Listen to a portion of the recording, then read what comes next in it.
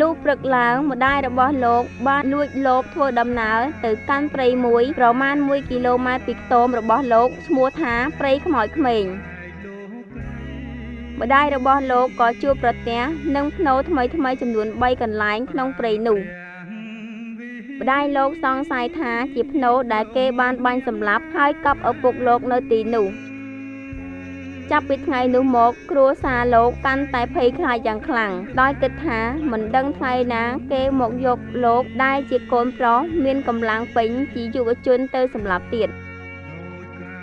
ដោយយល់សភាពការដូច្នោះលោកខិតខំធ្វើការកាប់គាស់ដីរែកដីក្នុងកងចល័តយុវជនយ៉ាងខ្លាំងក្លាយ៉ាងសកម្មដើម្បីឲ្យគេទុកចិត្តដើម្បីបញ្ជានៅការសម្លាប់ដោយឪពុកលោ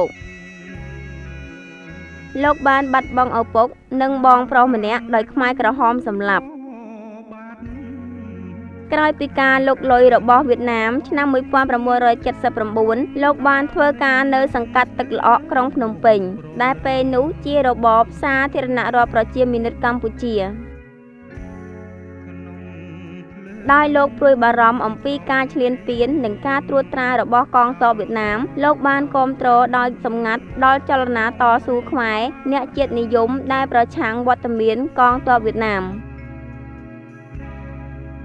នៅពេលខ្លះលោកតែងតែលួចលាក់ធ្វើទំនាក់ទំនងនិងចូលប្រជុំសម្ងាត់ជាមួយក្រុមអ្នកតស៊ូសេរីការនៅជាយក្រុងភ្នំពេញ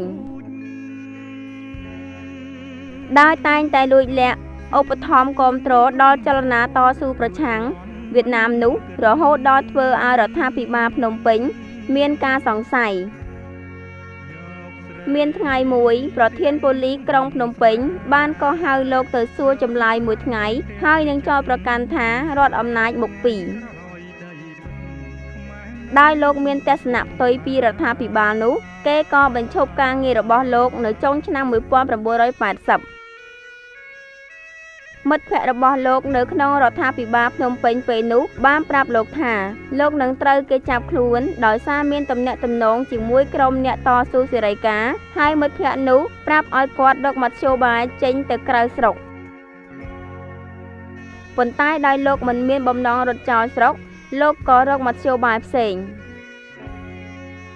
ជួនដោយពេលនោះរដ្ឋាភិបាលឆេកូស្លូវ៉ាគីបានប្រកាសផ្ដល់អាហារូបករណ៍ឲ្យនិស្សិតខ្មែរទៅរៀន10នាក់លោកក៏បានសម្រេចចិត្តដាក់ពាក្យសុំអាហារូបករណ៍ទៅរៀននៅទីនោះលោកកឹមសុខាបានប្រឡងជាប់អាហារូបករណ៍នោះក្នុងចំណោម10នាក់ក្រោយពីការប្រឡងជាប់ហើយត្រូវបានគេត្រួតពិនិត្យតាមដានសកម្មភាពអស់រយៈពេលជាង1ឆ្នាំដោយគ្មានបានទទួលដំណឹងអ្វីសោះអំពីការចេញដំណើរទៅរៀននោះក្នុងរយៈពេលរងចាំដោយអស់សង្ឃឹមនោះលោកបានសម្រេចចិត្តចូលធ្វើការក្នុងភ្នាក់ងារទទួលនិងចែកជំនួយមនុស្សធម៌អន្តរជាតិមួយនៅទីក្រុងភ្នំពេញ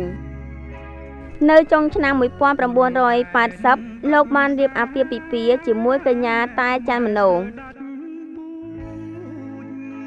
មួយឆ្នាំក្រោយមកអ្នកទាំងពីរមានបុត្រីម្នាក់ឈ្មោះកឹមមនោវិទ្យាដែលបានកើតនៅថ្ងៃទី2ខែតុលាឆ្នាំ1981គ្រាន់តែមួយថ្ងៃក្រោយឆ្លងទន្លេនៅពេលដែលលោកកំពុងនៅកំដរភរិយារបស់លោកដែលកំពុងសម្រាកឆ្លងទន្លេក្នុងមន្ទីរពេទ្យចាប់ដើមកំណើតភ្លាមនោះលោកក៏បានទទួលដំណឹងថាលោកត្រូវគេសម្រេចឲ្យចេញដំណើរទៅសិក្សានៅប្រទេសឆេកូស្លូវ៉ាគីក្នុងពេលឆាប់ពេលនោះលោកមិនហ៊ានប្រាប់ដំណឹងនៃការចាកចេញទៅបរទេសនេះឲ្យភរិយាលោកដឹងទេព្រោះខ្លាចភរិយាលោកស្លុតស្មារតីទៅជាឈឺលោកយល់ឃើញថាត្រូវតែចេញទៅបន្តការសិក្សានិងត្រូវតែចាកចេញពីប្រទេសមួយរយៈ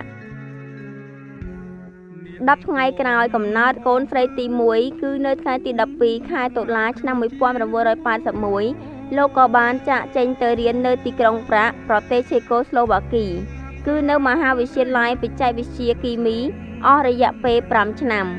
ដោយលោកមិនបានមកឃើញមុខកូនស្រីនិងភរិយាជាទីស្រឡាញ់របស់លោកឡើយ5ឆ្នាំក្រោយមកនៅឆ្នាំ1986 លោកបានត្រឡប់មកប្រទេសខ្មែរវិញក្រោយទទួលបានសញ្ញាបត្រអនុបណ្ឌិតវិទ្យាសាស្ត្រនិងជំនាញជាវិស្វករបច្ចេកវិទ្យាគីមី